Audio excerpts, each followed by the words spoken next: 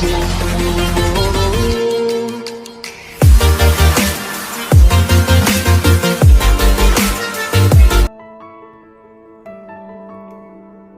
बच्चों, welcome once again to my YouTube channel. My name is Yogesh Kochar और आज हम पढ़ेंगे एक पोएम जो 12th क्लास की फ्लेमिंगो बुक की फर्स्ट पोएम है और जिसका टाइटल है माय मदर एट 66। इस पोएम को लिखा है कमला दास ने।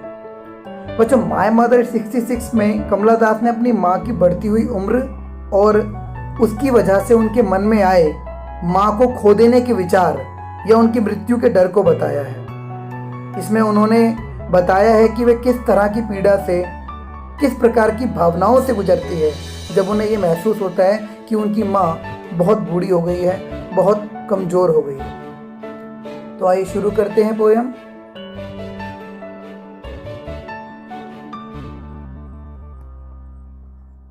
Driving from my parents home to Cochin last Friday morning, I saw my mother beside me, dozed, open mouthed, her face ashen like that of a corpse, and realized with pain that she was as old as she looked, but soon put that thought away.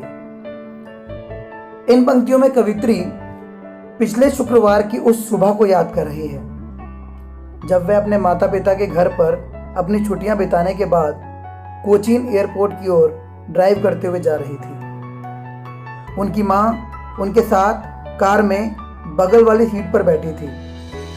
वह 66 वर्ष की एक बूढ़ी महिला है। सफ़र के दौरान उनकी माता जी की आंख लग गई और नींद में उनका मुंह खुल गया। कवित्री के लिए दृश्य काफ़ी डरावना था क्योंकि उनका चेहरा एकदम पेल था, पीला पड़ चुका था, मुरझाया हुआ था। ऐशन मतलब राख के वर्ण या रंग सा दिख रहा था और इस अवस्था में उनकी माँ का चेहरा किसी कॉर्प्स अर्थात लाश के समान निर्जीव प्रतीत हो रहा था, लाइफलेस प्रतीत हो रहा था। उन्होंने इस विचार को बहुत पीड़ा और दर्द के साथ अनुभव किया, महसूस किया कि वाकई में उनकी माँ इतनी बूढ़ी हो गई थी जितनी वह उस अवस्था में दिख रही थी। एक्चुअली कवित्री को ये एहसास हो गया था कि अब उनकी माँ यंग नहीं रही थी, वो समय के साथ एजिड हो गई थी, बूढ़ी हो गई थी, जो कि उनके चेहरे से साफ झलक रहा था। परंतु उन्हें इस सच्चाई को स्वीकार करने में बहुत मुश्किल हो रही थी क्योंकि यह थॉट उनके लिए बहुत ही पेनफुल था और इसीलिए उन्होंने इस थॉट को अपने मन से दूर करने के लिए अपने ध्यान को कहीं और डिस्ट्रैक्ट या डाइवर्ट करने का प्रयास किया।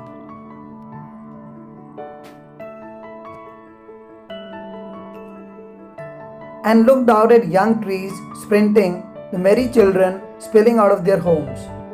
इन पंक्तियों में कवित्री बताती हैं कि अपनी इस मानसिक पीड़ा को दूर करने के लिए उन्होंने अपनी बूढ़ी हो चुकी माँ से अपना ध्यान हटाया और अपनी गाड़ी की खिड़की से बाहर देखने लगी। बाहर उनकी नज़र पीछे की ओर दौड़ते हुए छोटे छोटे पेड़ों पर पड़ी जिन्हें उनकी गाड़ी पीछे छोड़ती हुई चली जा रही थी। इन तेजी से पीछे की ओर छूटते हुए पेड़ों को देखकर कवित्री को ऐसा लग रहा था कि बचपन से बुढ़ापे तक इंसान के जीवन के वर्ष भी इसी प्रकार तेजी से गुजरते जाते हैं और समय का पता भी नहीं चलता। अर्थात बूढ़ा होना या उम्र का बढ़ना ये प्राकृतिक एवं स्वाभाविक है और हमें इसे स्वीकारना चाहिए। कवित्री की नज़र उन बच्चों पर भी पड़ती है जो बड़े उत्साह एवं प्रसन्नता के साथ अपने घरों से खेलने के लिए बाहर निकल रहे थे। बचपन एक ऐसी अवस्था है जो मैरीमेंट का या खुशियों का, ऊर्जा का तथा जीवन की शुरुआत का प्रतीक है, जबकि ओल्ड एज कमजोरी का, उदासी का तथा जीवन के अंत का प्रतीक है। छोटे बच्चों की इस इमेज का वर्णन करते हुए कवित्री अपने आप को यही समझाने का प्रयास कर रही है कि मनुष्य जीवन कई चरणों से गुजरता है जिसकी आखिरी स्टेज, अंतिम पड़ाव मृत्यु ही है। But after the airport's security check, standing a few yards, I looked again at her, wan, pale as a late winter's moon, and felt that old familiar ache, my childhood's fear. But all I said was, see you soon अम्मा। All I did was smile and smile and smile.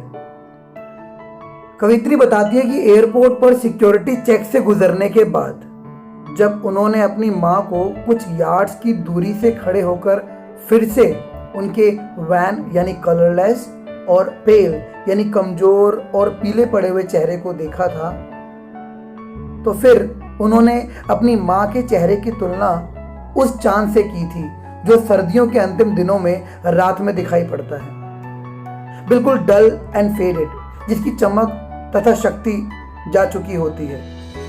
उन्हें भी अपनी माँ बहुत ही बूढ़ी और कमजोर दिखाई पड़ रही थी। और फिर कवित्री ने अपने दिल में पुराने जाने पहचाने दर्द या पीड़ा को महसूस किया, उसके बचपन वाले फियर को। ये वो बचपन का फियर था, ये वो डर था जब बचपन में कवित्री ये एहसास करती थी कि वह अपनी माँ को खो न दे, उसकी माँ उसे छोड़ के ना चली जाए। हालांकि वर्तमान में ये डर माँ के मर जाने का डर है, लेकिन वह अपने भय को दिखाना नहीं चाह रही थी। उसने अपने एक्सप्रेशंस को नियंत्रित किया, कंट्रोल किया। वह नॉर्मल दिखने की कोशिश करने लगी और उन्होंने बहुत ही साहस के साथ अपनी माँ को अलविदा कहा, सी यू सून अम्मा। उन्होंने माँ को यह आश्वासन दिया, एश्योरेंस दिया कि वह फिर से जल्द उनसे मिलने आएगी, क्योंकि अंदर ही अंदर इस डर से वह दुखी थी कि कहीं वह अंतिम बार तो अपनी माँ को नहीं देख रही।